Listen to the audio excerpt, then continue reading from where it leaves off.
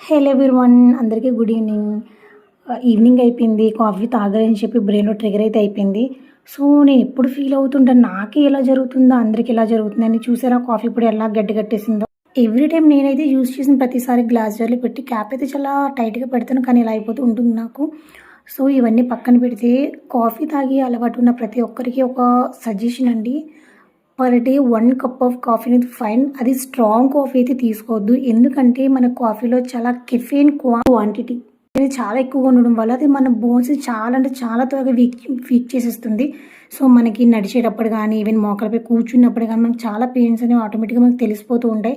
So, per day 1 cup of coffee అనేది prefer చేయండి. Mostly 2-3 times తాగే వాళ్ళు అవాయిడ్ చేస్తూ ఉండండి. సో, మీలో ఎంతమందికి ఇష్టం కాఫీ ఆర్ టీలో పాలమీగడ ఏసుకొని తాగడం? నాకైతే చాలా ఇష్టం. మీకు కూడా ఇష్టమైతే నాకు కమెంట్ సెక్షన్‌లో కమెంట్ చేయండి.